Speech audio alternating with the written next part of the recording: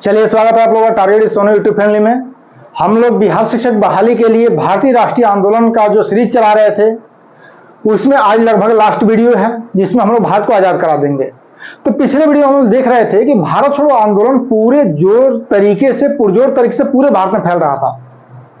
हर जगह पे किसान आंदोलन कर रहे थे, विद्यार्थी आंदोलन कर रहे थे, सैनिक आंदोलन कर रहे थे, सैनिक समर्थन नहीं कर रहे थे अंग्रेजों का। पैरेलल सरकारें बनाई जा रही थी। बलिया में चित्तू पांडे के नेतृत्व में जबरदस्त तरीके से सरकार बना के चलाया गया। वहां डीएम का पावर हटा दिया गया, डीएम को भी हटा दिया गया। ठीक है, सतारा में सबसे लंबे समय तक सरकार चलाई गई। इस तरीके से करके पूरे भारत में भाषा आंदोलन तेजी से फैल रहा था। 1943 के दौर में आते आते महात्मा गांधी को लगा कि अब थोड़ा सा शिथिल हो रहा है, तो उपवास रखना प्रारंभ कर दिए कि हम तब तक उपवास रखेंगे जब तक कि देश को आजादी नहीं मिल जाती है। और इस क्रम में इसी उपवास के दौरान उनकी पत्नी कस्तूरबा गांधी की मृत्यु होती है, उनके सचिव की मृत्यु हो जाती है और महात्मा गांधी की भी मृत्यु होने वाली थी, इसलिए कि हॉस्पिटलाइज नहीं किया जा रहा था। अंग्रेजों का मानना यह था, उस समय प्रधानमंत्री था चर्चिल, कि जब हम पूरे विश्व से जीत रहे हैं तो इनसे क्यों हार जाएं, इस बुढ़े से क्यों हार जाएं और इसको जेल में ही मार दो। लेकिन जैसे ही मीडिया को भनक लग गई कि महात्मा गांधी की तबीयत खराब है और वो सीरियस हैं, तो तुरंत पूरे चारों तरफ से लोग धावा बोल दिए जेल की तरफ और जल्दी जल्दी में क्या करना पड़ा, उनको एडमिट करना पड़ा और 24 दिन के उपवास के बाद उन्होंने अपना व्रत तोड़ दिया। ठीक है, ये हम देखे थे। अब बात आती, जितनी तेजी से कांग्रेस आजादी की डिमांड कर रही थी, उतनी ही तेजी से मुस्लिम लीग मोहम्मद अली जिन्ना के नेतृत्व में पाकिस्तान की डिमांड कर रही थी। कुछ नहीं चाहिए, पाकिस्तान चाहिए। कुछ नहीं चाहिए, क्या चाहिए? पाकिस्तान चाहिए। चाहे वो अगस्त प्रस्ताव आया हो, उसमें रिजेक्ट किए वो लोग, पाकिस्तान का डिमांड नहीं, पाकिस्तान का बात नहीं किया गया था। 1942 का क्रिप्स मिशन, उसमें भी पाकिस्तान की बात नहीं की गई, तो उसको रिजेक्ट किया गया। अब बात आती है कि एक व्यक्ति हैं जिनका नाम है सी राजगोपालाचारी, चक्रवर्ती राजगोपालाचारी। वह दोनों लोगों के बीच में मध्यस्थता करना चाहते हैं और एक प्लान लेकर आते हैं, योजना लेकर आते हैं महात्मा गांधी के मतलब सहयोग से ही, और जिन्ना के पास लेके जाते हैं कि हमारा ये प्लान है, अगर आप राजी हो तो इस पे हस्ताक्षर कीजिए, इसको मान जाइए। उसको हम कहते हैं सी राजगोपालाचारी योजना या सी राजगोपालाचारी प्लान। तो आइए देखते हैं क्या उनका प्लान था। तो सी राजगोपालाचारी प्लान क्या था उनका? पहला ये प्लान था कि मुस्लिम लीग कांग्रेस का समर्थन करे आजादी लेने में। मुस्लिम लीग क्या करे? कांग्रेस का समर्थन करे आजादी लेने में, और आजादी के पश्चात जो मुस्लिम बहुल क्षेत्र है वहां पे जनमत संग्रह करा लिया जाएगा, और अगर वहां की जनता चाहे कि हम पाकिस्तान में रहना चाहते हैं या भारत में, तो उसका बंटवारा कर दिया जाएगा और एक अलग देश बना दिया जाएगा। लेकिन ये सब होगा आजादी के बाद। उसके बाद क्या हुआ कि मुस्लिम लीग भारतीय राष्ट्रीय कांग्रेस का समर्थन करे सभी प्रांतों में अस्थायी सरकार बनाने में। लेकिन जिन्ना ने इस रिपोर्ट क्या कर दिया? खारिज कर दिया, इस योजना को खारिज कर दिया। बोला कि हमको ये मंजूर नहीं है, हमको पहले पाकिस्तान चाहिए। मुस्लिम लीग को क्या जिद थी, जिन्ना को क्या जिद थी कि अंग्रेज जाने से पहले हमको विभाजित करके तब जाए। अगर विभाजित नहीं करेंगे तो पता नहीं ये लोग हमको विभाजित करेंगे कि नहीं करेंगे। क्लियर है? तो ये सी राजगोपालाचारी योजना 1944 में आया था। कब आया था? 1944 में। और इसी योजना में मोहम्मद अली जिन्ना को महात्मा गांधी कायदे आजम की उपाधि दिए थे। कायदे आजम, कायदे आजम का मतलब यह होता है कि अच्छा आदमी, भले आदमी, कायदे का आदमी। ठीक है, तो आप देखेंगे उपाधियां अगर पूछा जाए तो मोहम्मद अली जिन्ना को कौन कौन सी उपाधि दी गई है? कायदे आजम की उपाधि किसने दिया? महात्मा गांधी ने।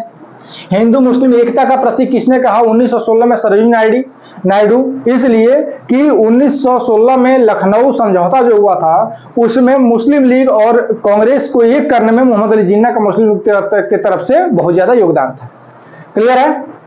अब 1945 आते आते लगभग जब यूरोप में विश्व समाप्त हो चुका था तो वेवेल प्लान आया, और वेवेल प्लान में कहा गया कि भारतीय परिसंघ बनेगा, संविधान सभा गठन होगा, लेकिन पाकिस्तान के बंटवारे की बात खारिज कर दी गई। और ये पाकिस्तान को क्या गुजरा? नागवार गुजरा।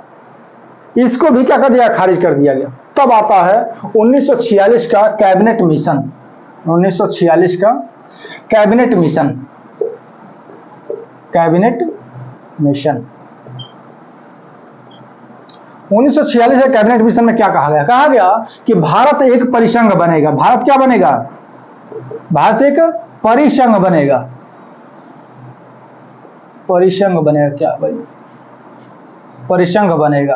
ठीक है, भारत क्या बनेगा? परिसंघ बनेगा। इस परिसंघ में ब्रिटिश प्रांत प्लस देसी रियासत दोनों मिलाकर के क्या बनेंगे? परिसंघ का निर्माण करेंगे, भारतीय संघ जो बनेगा, ब्रिटिश प्रांत प्लस देसी रियासत।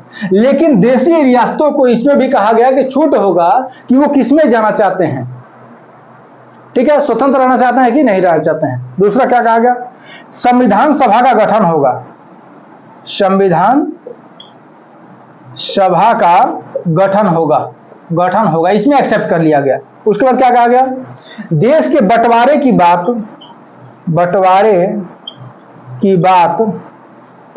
अतार्किक है,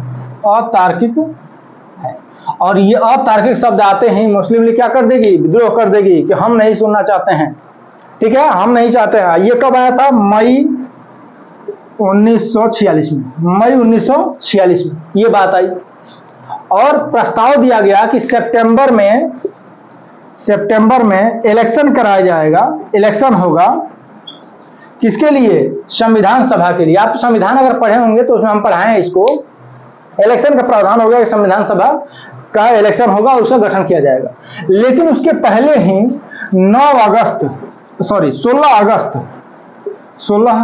अगस्त 1946 को मोहम्मद अली जिन्ना प्रत्यक्ष कार्यवाही दिवस की घोषणा कर दिए, प्रत्यक्ष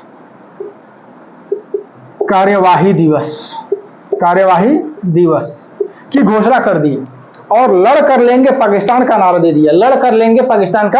दे दिया, पाकिस्तान से कम कुछ भी नहीं चाहिए। और इतना जबरदस्त भाषण दिए, ये कहा जाता है कि पूरे देश में दंगा फैल गया, हिंदू मुस्लिम राइट जबरदस्त तरीके से हो गया। इसी में नोवाखली बंगाल का दंगा एक उदाहरण है, जहां पे कहा था कि न तो हिंदू बचे थे न तो मुसलमान बचे थे, कोई जानवर भी नहीं बचा था, प्लेग फैल गया, सब लोग मर रहे थे, जबरदस्त तरीका नोवाखली दंगा हुआ था इसी प्रत्यक्ष कार्यवाही दिवस की वजह से 16 अगस्त 1946 को। और मोहम्मद अली जिन्ना बोले कि लड़ कर लेंगे पाकिस्तान से कम कुछ भी नहीं चाहिए। संविधान सभा में इलेक्शन हुआ, मुस्लिम लीग पार्टिसिपेट की, लेकिन बहुत ही कम वोट मतलब उनको मिला, और जब वोट कम मिला तो उनको लगा कि हमको सत्ता नहीं मिलेगी, तो मोहम्मद अली जिन्ना तुरंत अलग हो गए, बोले कि हम संविधान सभा को भी रिजेक्ट करते हैं। 9 दिसंबर, हालांकि वेवेल बहुत कोशिश किए कि मुस्लिम लीग को शामिल कर लें, लेकिन जब मुस्लिम शामिल नहीं हुई तो 9 दिसंबर 1946 को संविधान सभा की पहली बैठक दिल्ली के संसद भवन के पुस्तकालय भवन में हुई, और वहां पर डॉक्टर सच्चिदानंद सिन्हा अस्थायी अध्यक्ष बने। और 2 दिन बाद 11 दिसंबर 1946 को जब संविधान सभा का बैठक हुआ तो उसमें डॉक्टर राजेंद्र प्रसाद को अस्थायी अध्यक्ष बना दिया गया। अब मुस्लिम लीग जबरदस्त तरीके से विरोध कर रही है। आ गया समय जनवरी का, जनवरी 1947 में घोषणा की जाती है कि 30 जून 1948 तक हम क्या कर देंगे? आजाद कर देंगे। लेकिन इतना तेज दंगा फैला, हिंदू मुस्लिम राइट इतना तेज से हुआ कि हिंदू पलायन करने लगे पाकिस्तान के तरफ से, बांग्लादेश के तरफ से भारत में, और भारत से मुसलमान पलायन कर ले पाकिस्तान और बांग्लादेश की तरफ में। दंगा इतना तेज कि मतलब कोई सोच नहीं सकता था। आप जो मूवी देखते हैं ना, वो अभी ट्रेलर है, पूरा पिक्चर कैसा रहा होगा आप सोचिए। और ये दंगा देख करके आनन फानन में उसमें अंग्रेजों को भी मारा जा रहा था। आनन फानन में अंग्रेज क्या किए कि माउंटबेटन को भेज दिए मार्च 1947 में, और माउंटबेटन आते हैं और अपनी माउंटबेटन योजना प्रस्तुत करते हैं और कहते हैं कि अब भारत का बंटवारा होगा। अब क्या होगा? भारत का बंटवारा होगा, और कहा गया कि देसी रियासत जिधर चाहे उधर चले जाए, और भारत का बंटवारा हो गया। 14 अगस्त 1947 को 12 बजे रात में पाकिस्तान को आजाद घोषित कर दिया गया, मतलब भारत को बंटवारा करके। उसमें पाकिस्तान में पश्चिमी पाकिस्तान और पूर्वी पाकिस्तान बना। जैसा कि आप लोग जानते हो, पूर्वी पाकिस्तान आज जो बांग्लादेश कहलाता है, और पश्चिमी पाकिस्तान जो पाकिस्तान है वो है, ठीक है। और 15 अगस्त 1947 को सुबह में भारत को आजादी मिलती है। अब कहा जाता है कि कौन कौन आजादी भारत के बंटवारे के विरोध में था, तो महात्मा गांधी भारत के बंटवारे के विरोध में थे। वो बोले कि भारत का बंटवारा अगर होगा तो हमको 2 भाग में हमको काट दीजिएगा, एक पाकिस्तान में फेंक दीजिएगा, एक भारत में फेंक दीजिएगा। लेकिन सरदार वल्लभ भाई पटेल वगैरह के मनाने के बाद महात्मा गांधी मान गए, ठीक है बंटवारा कर दिया जाए, लेकिन उचित बंटवारा हो, ठीक है। अब क्यों सरदार वल्लभ भाई पटेल चाहते थे बंटवारा हो? पहले तो कोशिश की कि बंटवारा ना हो, लेकिन जिन्ना जब जिद पड़े रहे कि अगर हमको प्रधानमंत्री बना दो, उनका शर्त क्या था हमको प्रधानमंत्री बना दो, तब भारत का बंटवारा नहीं होगा। वल्लभ भाई पटेल बोले कि अब जिन्ना क्या चाहते हैं हमको उससे मतलब नहीं, अब हम बंटवारा चाहते हैं और बंटवारा होगा।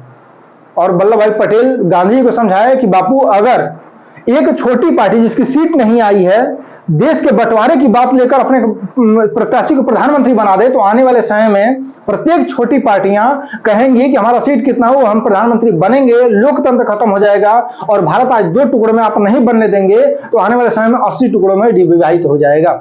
तब जाकर महात्मा गांधी माने और देश का बंटवारा हो गया। इस तरीके से हमको जाकर क्या मिली? आजादी मिली। तो ये था आज का लास्ट वीडियो हम लोग का, लेकिन इसके बाद 2 वीडियो लेकर आएंगे हम। एक लेकर आएंगे क्रांतिकारी गतिविधियां जो भारत में हुई थी, भगत सिंह, चंद्रशेखर आजाद, सुखदेव, राजगुरु, सब लोगों का मिला करके, और एक लेकर आएंगे भारत में पत्रकारिता का विकास, और एक आएगा भारत में शिक्षा का विकास। इसलिए शिक्षक बहाली के लिए तो वहां से क्वेश्चन पूछेगा। तो 3 वीडियो और हमारा आएगा, या कोशिश करेंगे एक ही वीडियो में समाप्त करने के लिए। आज के लिए बस इतना ही, देखते रहिए। चलिए मिलते हैं अगले वीडियो में। जय हिंद, जय भारत।